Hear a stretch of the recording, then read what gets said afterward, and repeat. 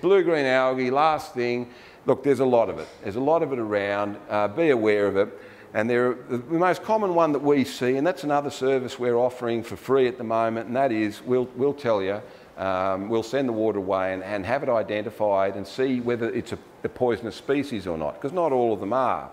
And I'd have to probably say, and don't quote me on this, I think the risk associated with blue green algae is probably overstated.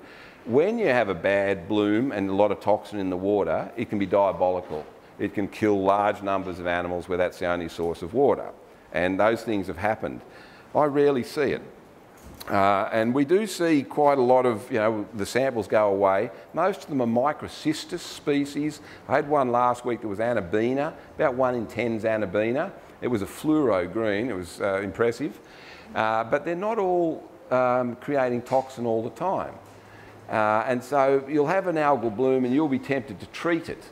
If you use the products on the market like Coptrol or copper sulfate, and it is a toxic species that may not have been producing any toxin, when you kill it, you will create toxin. And so just be a little bit careful about that.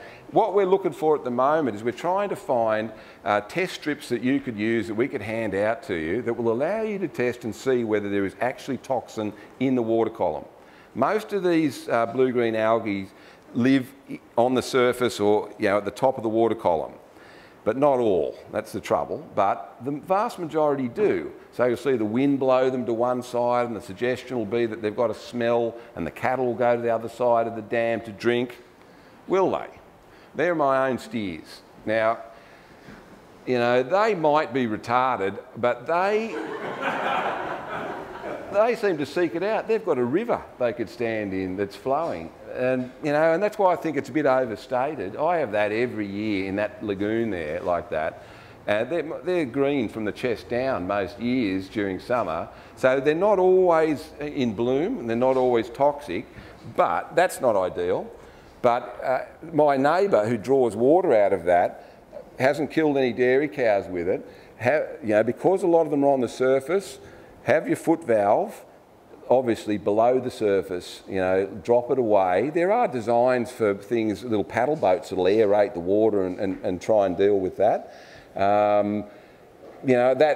Once you get into a trough or a tank, you can treat it more easily. Then you can deal with it more effectively. And the aeration process of pumping out of a lagoon like that will help.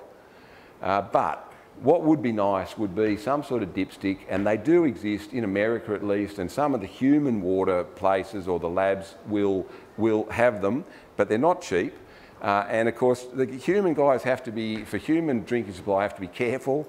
I've got a couple of different sources. If you go to the Prime Fact, it'll tell you that the toxins, if you treat them, you need to leave that alone for 3 or 4 weeks before you could use it for stock.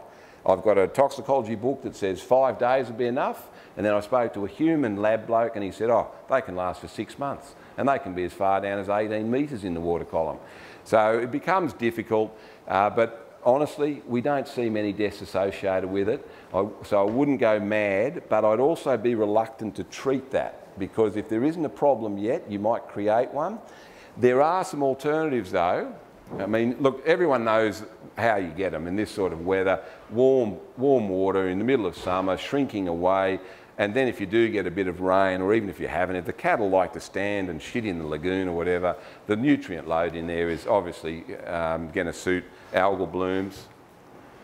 And these sudden death, and liver damage is the most common one, although there is a neurotoxin. What I wanted to mention, because I'm interested in trialling this, there are various things that you can do that won't elaborate toxin, but will make it unsuitable for the algae to grow. Now, this is from, I think, from Mackenzie's book, but if you Google ag, I think we've got them out there, haven't we, Col? There's an ag fact from Western Australia that talks about barley straw there, and they'll actually give you a recipe for how much of it you have to add to a body of water in terms of surface area, which is a lot easier to calculate than the volume of a dam, surface area, and how to go about it. Use of barley straw apparently is pretty effective in stopping algae from growing, and it'll settle out and you don't create any toxin.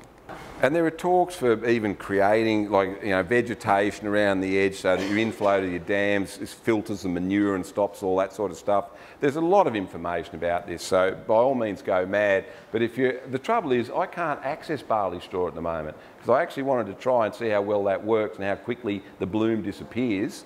But we're interested in that. If someone thinks they can get hold of some barley straw and knows where to get it, we'll probably pay for it if you're prepared to have a crack at it to see if it works. And there's other bits and pieces there, gypsum, but I mean, look, all this information, the New South Wales DPI Prime Fact and various others. That's just, there you go. That's what the Prime Fact looks like. There's another Prime Fact. There's stacks of them. I think I'm finished.